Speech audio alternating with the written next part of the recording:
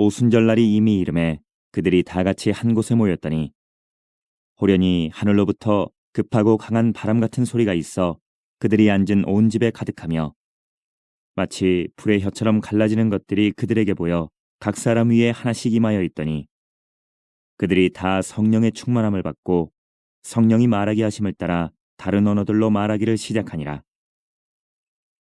그때에 경건한 유대인들이 천하 각국으로부터 와서 예루살렘에 머물러 있더니 이 소리가 나매 큰 무리가 모여 각각 자기의 방언으로 제자들이 말하는 것을 듣고 소동하여 다 놀라 신기하게 여겨 이르되 보라, 이 말하는 사람들이 다 갈릴리 사람이 아니냐?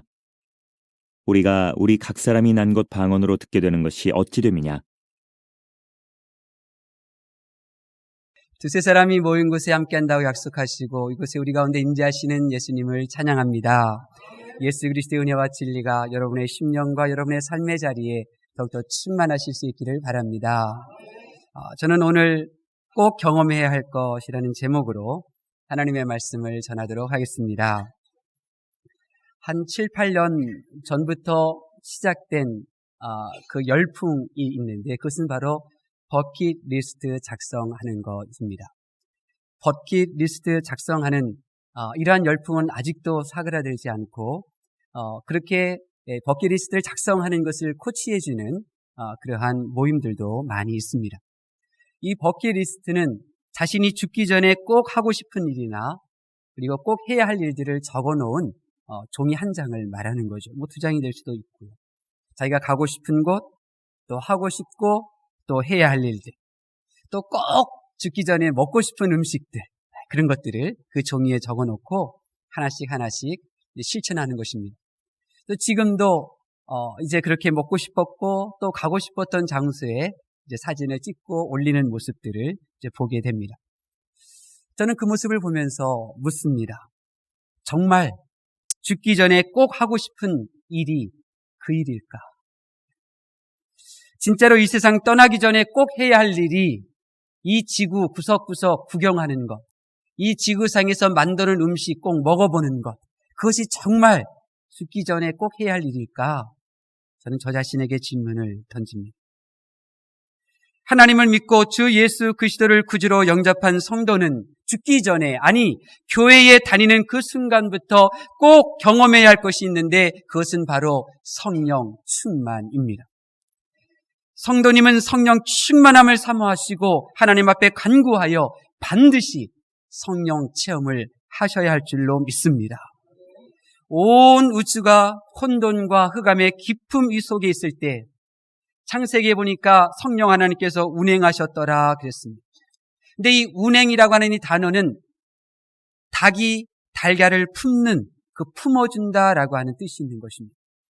다시 말씀드리면 성령 하나님께서 이 혼돈, 흑암 가운데 있는 이 우주 가운데 임재하시고 또 그것을 포용해 주시고 그리고 그것을 안아주시고 또 충만히 그곳에 임재하신 것입니다.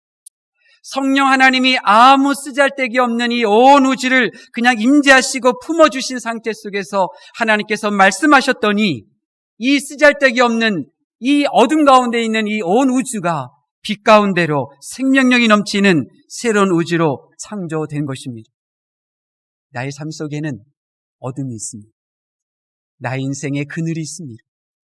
다른 사람들이 이 세상이 나에게 드리워진 그 그늘들이 있습니다.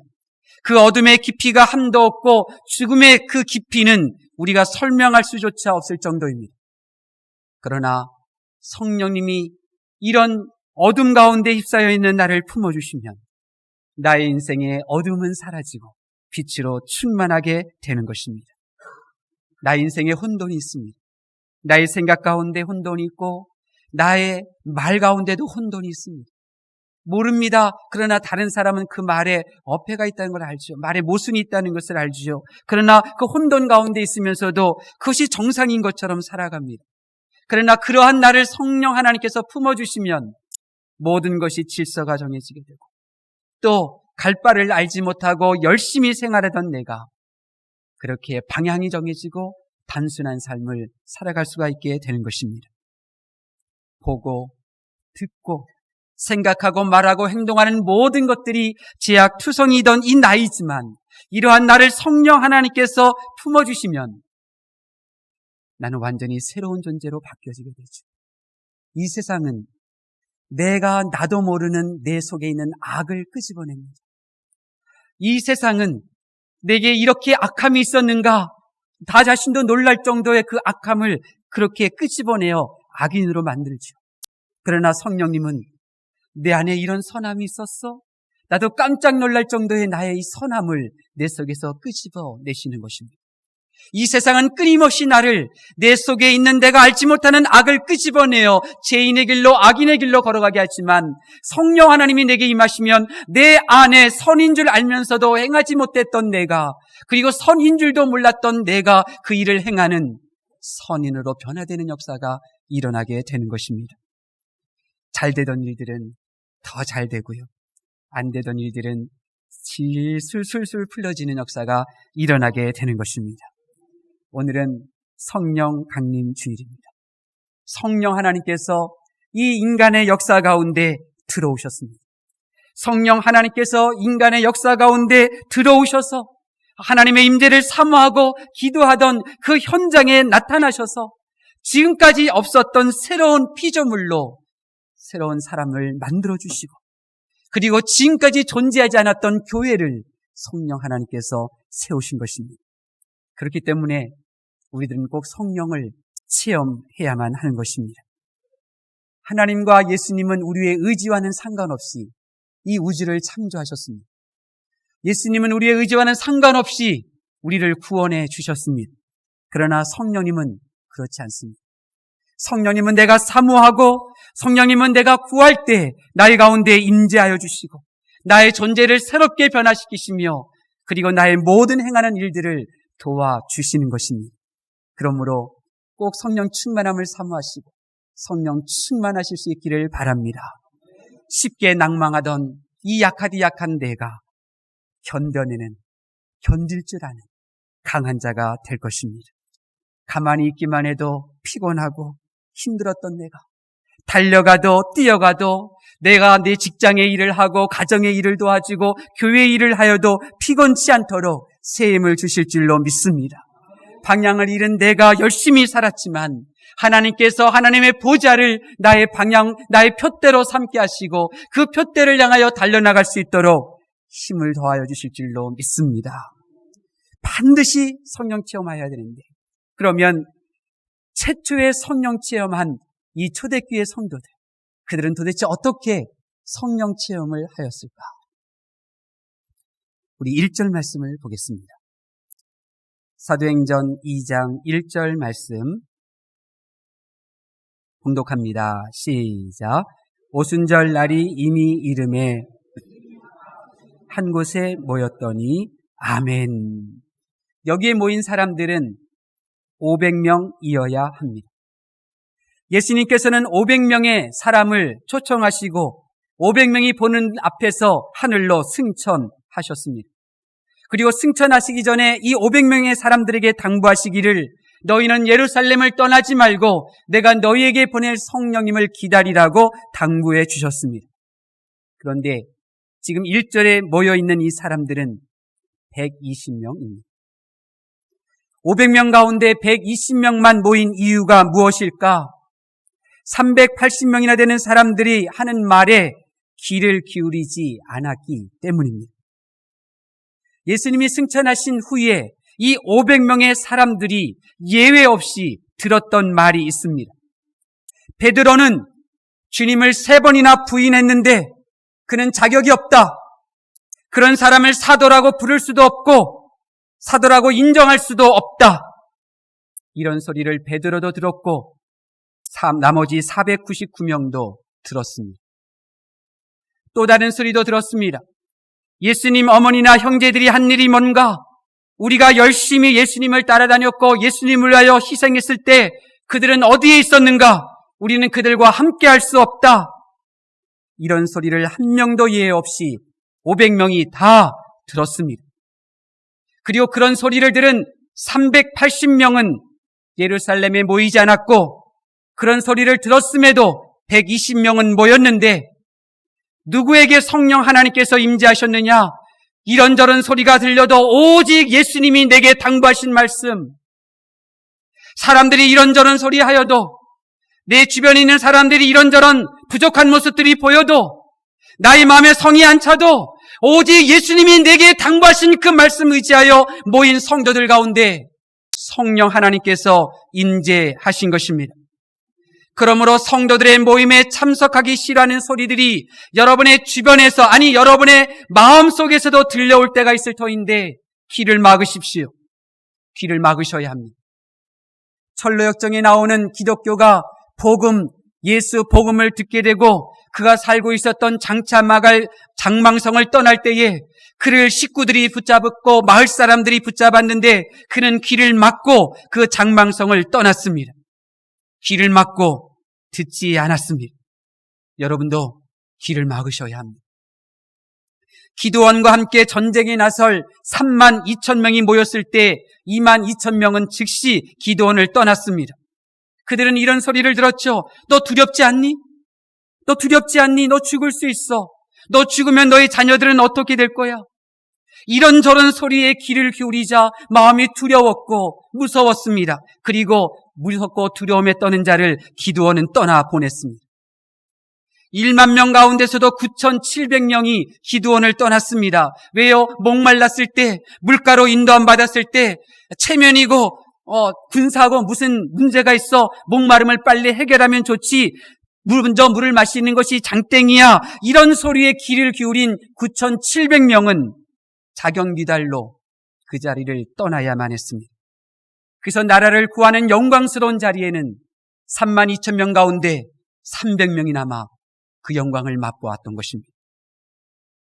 성도 모임에 참석하지 말자는 소리, 여러분의 내면과 여러분의 육체의 소리에 귀를 기울이면 성령 체험할 수가 없는 것입니다. 왜냐하면 성령 하나님께서는 주님의 이름으로 모인 곳에, 또 주님의 이름으로 사역하는 곳에 성령 하나님이 나타나시며 성령 하나님의 만 가지 은사가 부어주기 때문인 것입니다. 한나도 마찬가지입니다. 한나가 성전에 대하여 좋지 않은 소문을 들었습니다. 황폐해진 성전에 대한 이야기를 들었습니다. 그러나 그녀는 그곳을 찾아 기도했습니다. 당시 한나보다 더 억울하고 한이 없는 사람이 왜 없었겠습니까? 그러나 그들은 성전에 대하여, 엘리 제사장에 대하여, 그들의 자녀들에 대하여 이런저런 소리들이 들려질 때 교회를 향한, 성전을 향한 발걸음을 멈췄습니다. 그러나 한나는 그럼에도 불구하고 그러지 않았습니다. 성전에 갔고 엘리 제사장을 받들어 섬겼습니다. 왜요?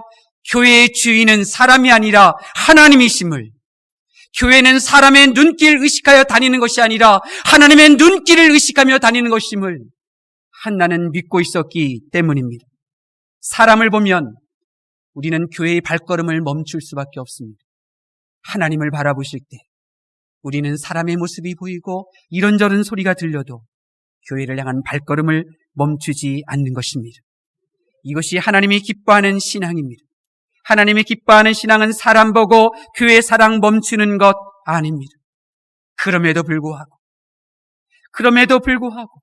나의 성에 안 차고 나의 눈에 부족함이 보이지만, 그러나 그곳에는 하나님이 계시고 나를 바라보시는 하나님이 계시기에 멈추지 않고 하나님의 몸된 교회를 섬기는 신앙, 그 신앙이 하나님이 기뻐하시는 신앙인 줄로 믿습니다.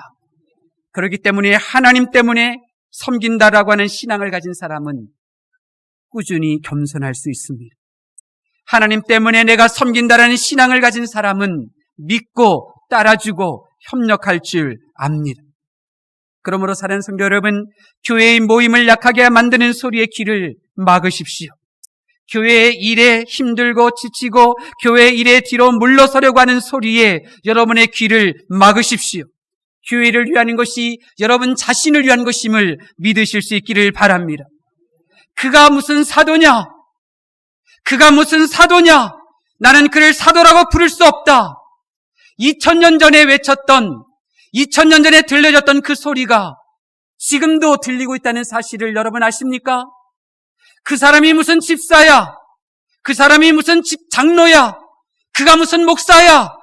지금도 380여 명이 2000년 전에 들었던 그 소리를 듣고 교회를 떠났던 것처럼 지금도 그 소리를 듣고 교회를 떠난 영혼들이 얼마나 많이 있습니까? 지금도 그 소리를 듣고 하나님을 위한 헌신의 삶을 중단하고 있는 이들이 얼마나 많이 있습니까? 이런저런 소리에도 하나님 바라보고 모였더니 바로 그곳에 성령 하나님이 오셨습니다. 380명 그곳에 성령님이 임재하신 것이 아니라 이런저런 소리 들어도 오직 주님의 말씀 붙잡고 모였더니 바로 그 자리에 성령 하나님이 임하신 것을 여러분 기뻐하실 수 있기를 바랍니다. 저는 믿습니다. 주님의 이름으로 모이는 자리에 성령 하나님이 임재하시고 주님의 이름으로 섬기는 그 사역의 현장에 점점 망가지 은사가 드러나서 탁월하게 하나님을 섬기는 하나님의 일꾼이 될 줄로 믿습니다. 요한복음 16장 7절에 보면 예수님께서 이렇게 말씀하셨습니다. 내가 너에게 실상을 말한다. 내가 떠나는 것이 너에게 유익이다. 내가 떠나가지 아니하면 보혜사가 너에게로 오시지 아니한다. 내가 가면 그분이 너희를 위하여 온다. 성령님이 오시면 저와 여러분에게 유익인 것입니다. 교회의 모임을 약하게 하지 말고 우리가 모여 있으며 교회의 주님의 일을 중단시키지 않고 주님의 일이 진행되도록 그 자리를 지키면 비록 마음에 들지 않고 성에 안 차도 내가 그 자리를 지키려고 노력하면 그 모습을 보시는 하나님께서 내게 임재하셔서 망가진 은사를 부어주시고 나에게 유익한 일을 행하실 줄로 믿습니다. 자, 그러면 오늘 본문에 보면 이런저런 소리 들어도 주님의 말씀 믿고 모였더니 성령 하나님께서 임재하셨는데 그 성령 하나님께서 임재하신 그들에게 주신 유익이 무엇이었습니까?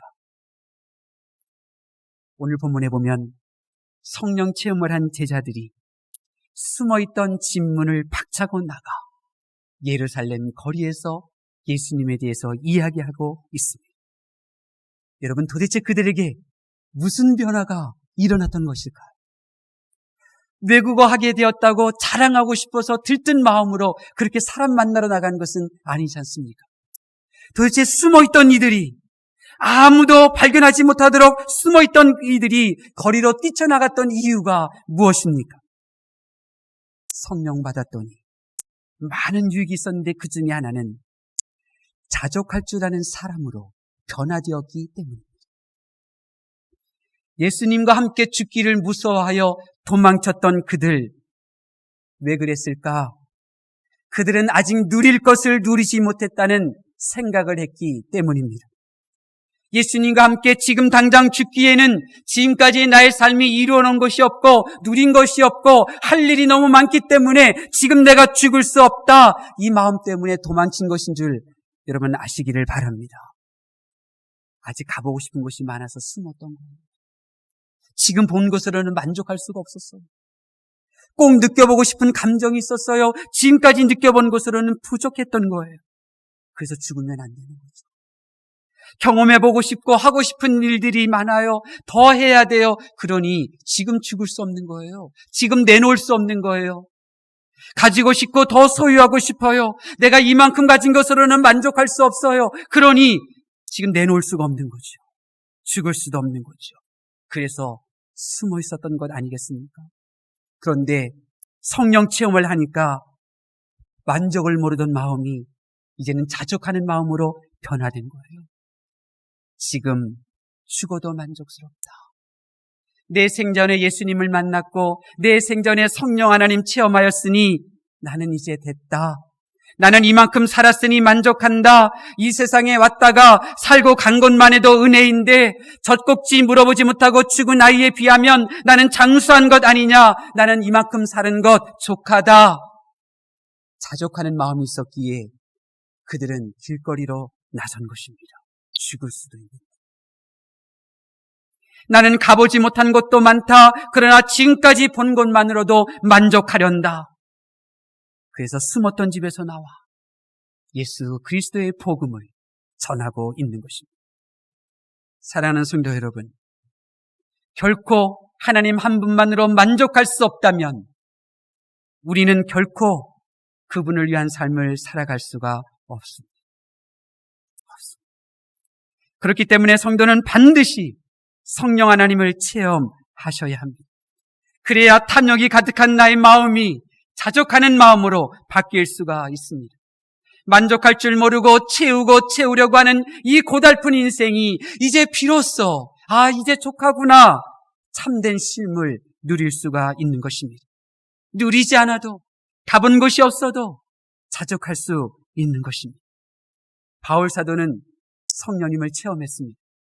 바울 사도가 체험한 성령 하나님이 보통 성령 하나님입니까? 그를 천국으로 여러 번 데려가고 구경시켜준 놀라운 성령 하나님이었죠. 근데 그가 이렇게 고백합니다. 빌립보서 4장 11절. 어떠한 형편이든지 나는 자족하기를 배웠노라. 나는 족하다. 나는 지금 돌에 맞아도 죽어도 족하다. 지금 나는 굶주리고 있지만 나는 만족하련다. 지금 감옥에 갇혀있고 내일 죽을지 어떨지 모르지만 나는 만족하련다. 충분히 살았다. 12절에 그는 이렇게 고백합니다. 나는 비천에 처할 줄도 알고 풍부에 처할 줄도 알아. 모든 일 곧 배부름과 배고픔과 풍부와 궁핍에도 처할 줄 아는 일체의 비결을 배웠노라. 바울 사도는 지금 제게 이렇게 말하는 듯합니다. 지금 내가 산 것, 지금까지 내가 보아온 것, 내가 지금까지 가보았던 것, 그것만으로도 족하다. 이것만으로도 나는 만족할 수 있다. 성령 충만한 하나님의 사람. 성령 충만한 하나님의 사람을 보니까 성령 충만한 증거는 족하게 여기는 것입니다.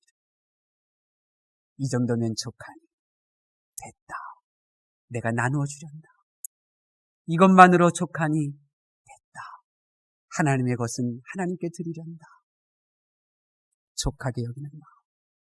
성령을 체험함으로 족하다는 생각이 생기고 족하게 여기는 마음으로 변화되었기에 그들은 자신을 위하여 숨어 있었다가 이제 그 숨어있던 장소에 뛰쳐나가 오직 예수 그리스도의 십자가의 죽으심을 전할 수가 있었던 것입니다. 오직 성령 충만함으로 자족할 줄 알기에 자신을 위한 삶을 중단하고 사람을 행복하게 하나님께 영광이 되게 교회가 은혜롭도록 처신하며 그들은 살아가는 그 길을 택하게 된 것입니다. 우리 부학교회가 어떤 교회입니까?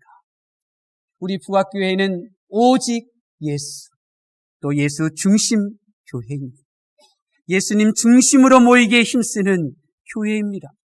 우리 부학교에 오셔서 사람을 보려고 하지 마십시오. 예수님을 바라보실 수 있기를 바랍니다. 예수님을 바라보실 때 의인이었던 내가, 잘난 것 같았던 내가, 정말 이 정도면 괜찮다 생각했던 내가 얼마나 만삭되어 되지 못하여 태어난 죄인임을 보게 되는 것입니다. 오직 예수님이 보이고 그 예수님을 통하여 나를 본 후에야 비로소 성도들을 볼 때 그분은 행복하고 기쁨이 넘치는 신앙생활을 할 수가 있는 것입니다. 그래서 우리 부학교에는 오직 예수 중심을 외치는 것입니다. 예수님은 나의 마음, 나의 인생을 충분히 채우고도 남으시는 분입니다. 예수님 한 분으로 만족할 줄 알면 나의 인생의 빈 공간들로 인하여 외로워하지도 않고 쓸쓸해하지도 않고 그런 부분들에 대하여 부족함조차도 모르게 되는 것입니다. 세상 사람들은 궁궐 같은 집에서도 만족하지 못하지만 우리는 예수님이 날 위하여 준비해 놓으신 그 하늘 처소를 바라보며 이 몸뚱아리 누일 장소만 있으면 만족해합니다. 우리 어머니 목사님 유머도 탁월한데요. 참 우리 이경춘 이제 성도님이라고 불러야 되나요?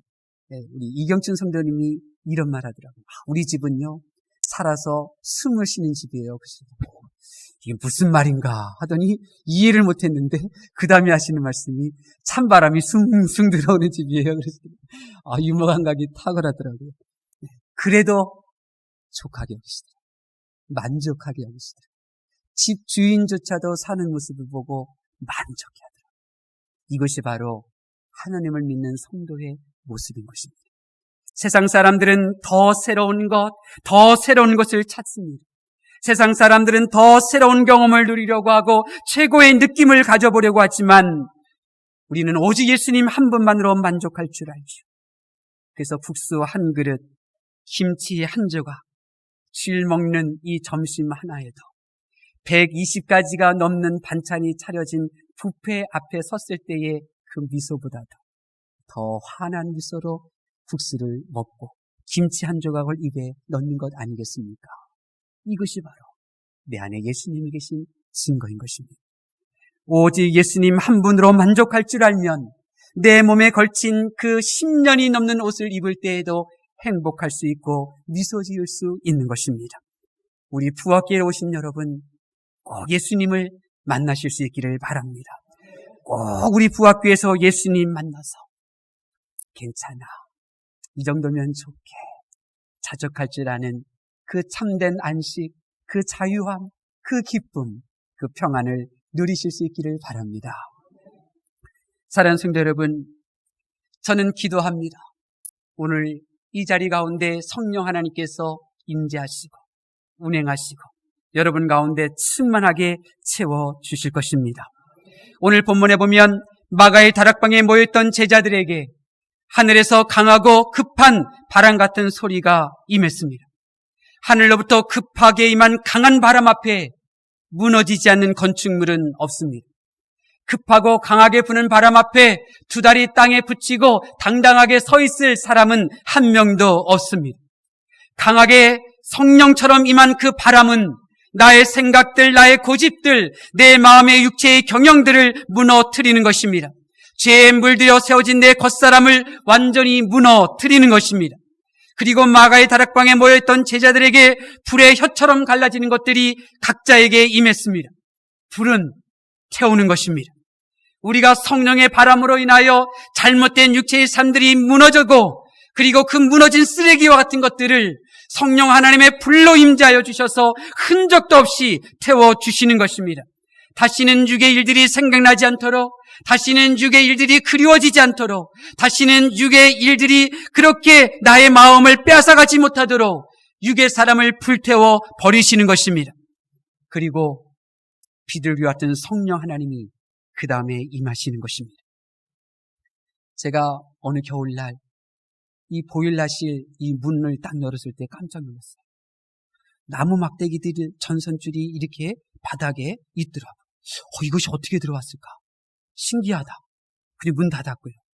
그 다음에 여러 날 후에 또 가보니까 이번에는 그 나무 막대기들이 얼기설기 얽혀져가지고 이 집이 만들어져 있더라고요. 그리고 또 그 다음 여러 주에 또 봐서 보니까 이번에는 그 비둘기가 만들어 놓은 그 집에 계란이, 달걀이 하나가 있더라고요.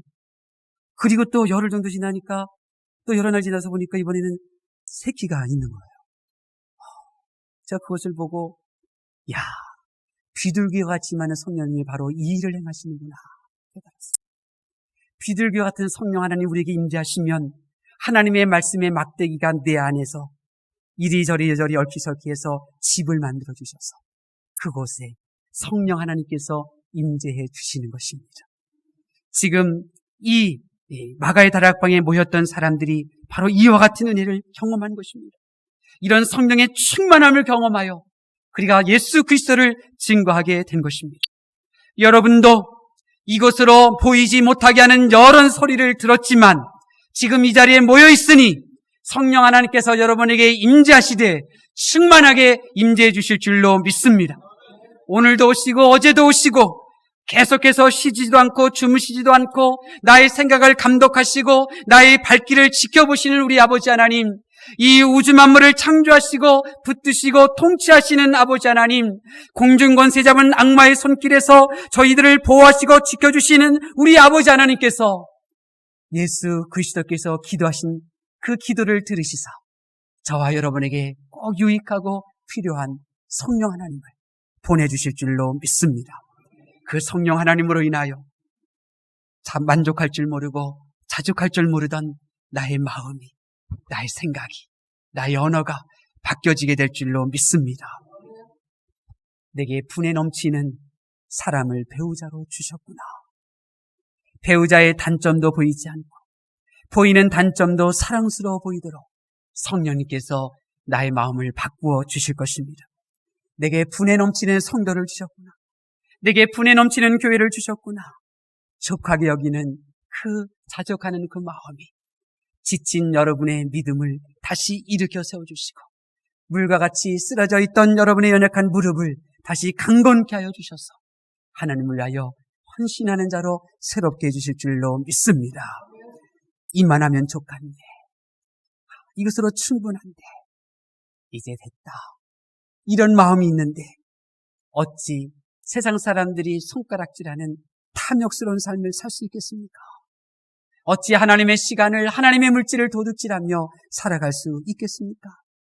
어찌 머리카락으로 신발을 만들어 주어도 부족한 우리 옆에 있는 성도 한 분 한 분들에게 상처를 주는 말을 할 수 있겠습니까?